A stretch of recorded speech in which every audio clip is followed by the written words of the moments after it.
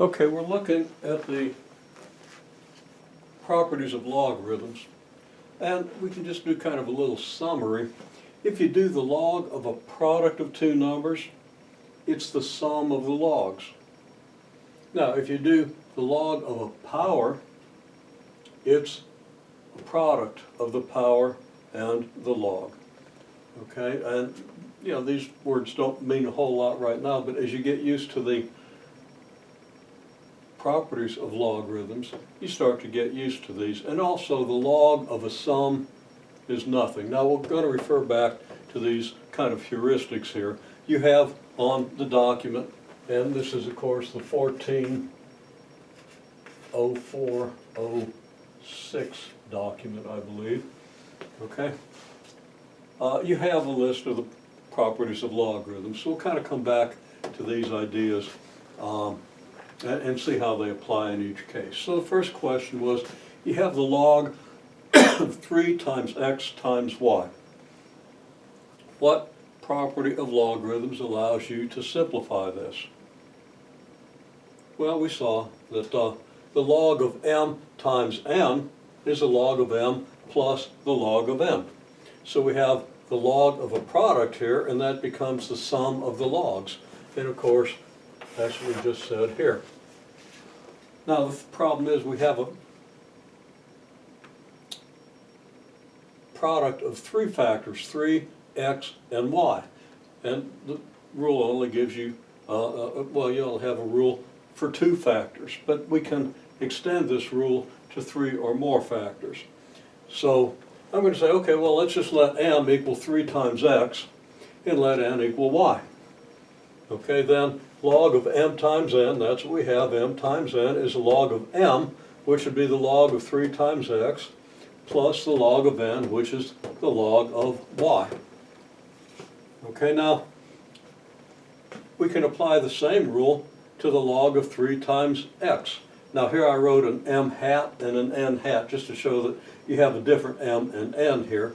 But clearly we can apply this law to the log of 3 times x, and we should get the log of 3 plus the log of x, which is exactly what we do get. So this log is log of 3 plus log of x, and then we still have plus log of y. So now we've seen that this rule here can be used to show that if you have a product of 3 quantities or 3 factors, the log of that product is the sum of the logs of the individual factors, and this extends to any number of factors. So if you have a log of a chain of things that are all multiplied, you're just going to say the log of this plus the log of that plus the log of that. The log of a product is a sum. Okay, well, now let's look at the log of x cubed.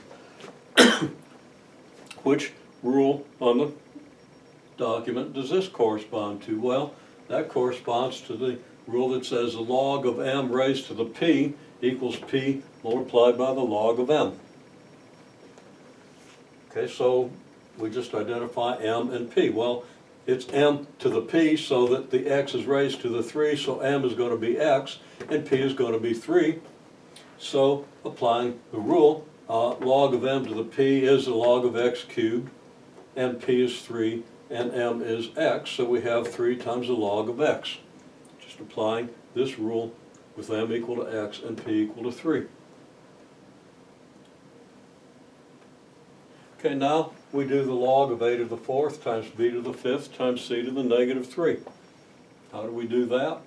Well, in the first place, this is a product. It's not a single power of a product because you have different powers on the individual factors, but it is a product of a to the 4th and b to the 5th and c to the negative 3, so that this is a log of a to the 4th plus the log of b to the 5th plus the log of c to the negative 3 by the rule for multiplication. The log of a product is a sum. Now, as we illustrated here, the log of a power is a product. Now you've got to be a little more careful. Product of what? Well, the product of the power and the log of whatever the base of that power is. So log of a to the 4th, applying this rule, we get 4 times the log of a Log of b to the fifth is 5 times the log of b, and the log of c to the negative 3 is negative 3 times the log of c.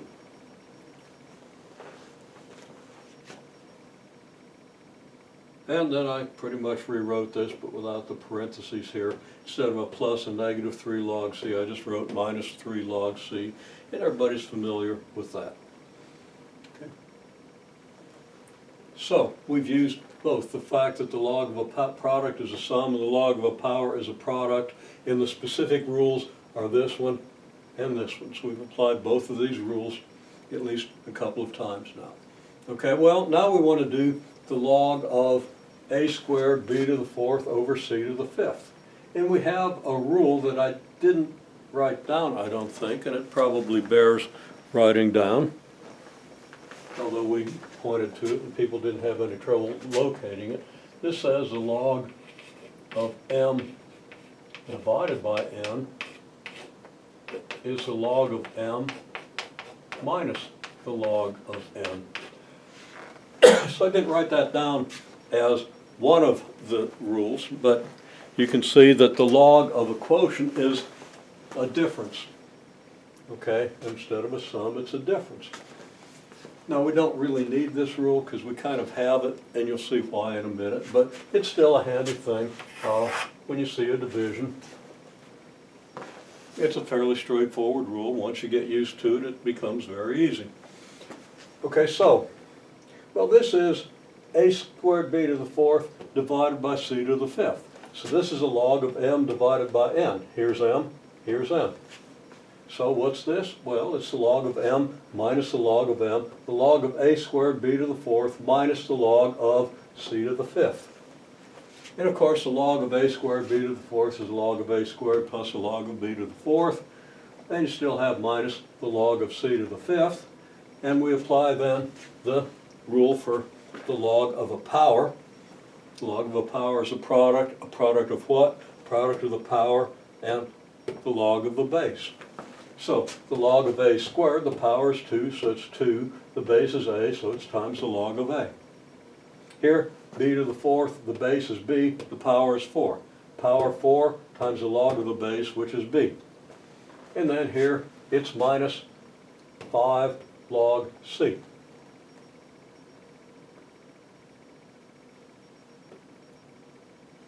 Okay, again, log of c to the fifth, base is c, power is 5.